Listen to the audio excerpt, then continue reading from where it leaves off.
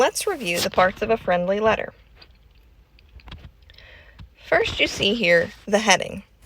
The heading includes the writer of the letter's address and the date.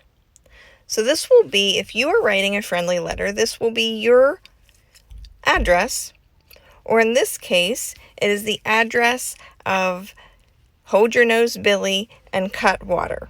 Even though Horace does not actually live there, that is where he is writing from. So that is the address that he is using. So when you write your ransom letter, you can feel free to use this same address that is used in this example. So the address in this heading is 42 King Kong Court, Indianapolis, Indiana, 46236. And the date is September 28th, 1345. This is a long time ago. So you may use the date that you write this letter, and you can go ahead and use the same heading, but I'd like you to use today's date or the day that you write the letter.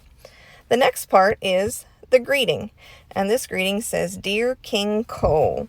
And we can see here that this is more of a friendly letter. This isn't, in some cases it could be formal to write to a king, but these scoundrels are not really formal kind of guys. So they're not going to put together a formal letter to write a ransom letter with. So this greeting is just simply, Dear King Cole. The next part is the body, and the body is where Jemmy is telling his dad, well, Jemmy is telling the king, but he's pretending it's his dad, because he is writing for Horace.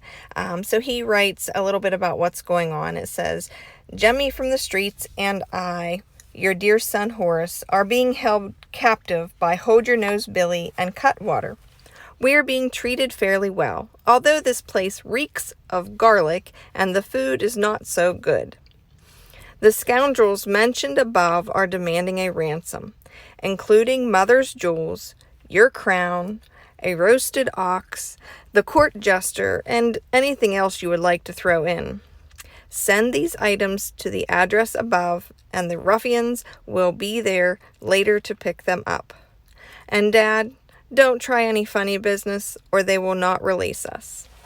So that is the body of the letter. It gives them a little bit of what's going on, what they are demanding, and gives him a little bit of a warning there as well in the last part.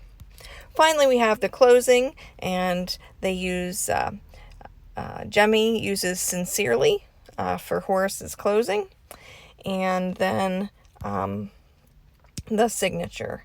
And in this case, it's just sort of a typed signature of Horace. So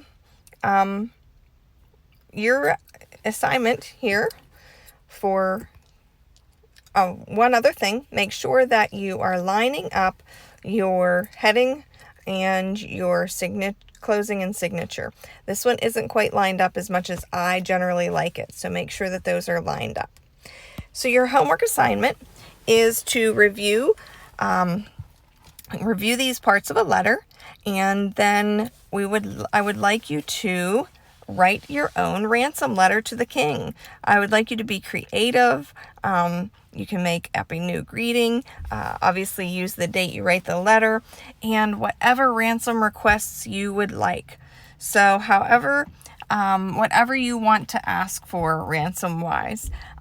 You can add a little bit about where, the conditions of where you're being held, or you can add a little bit at the end, saying, that these guys are, maybe tell something more about these guys, something you've read in your reading. So make sure that you look in the Schoology classroom. That's where you'll find the paper that the teacher's holding here. Don't forget to put in all 6 parts of the letter, and this is a typable worksheet in Schoology, so you'll be able to go ahead and type your ransom note.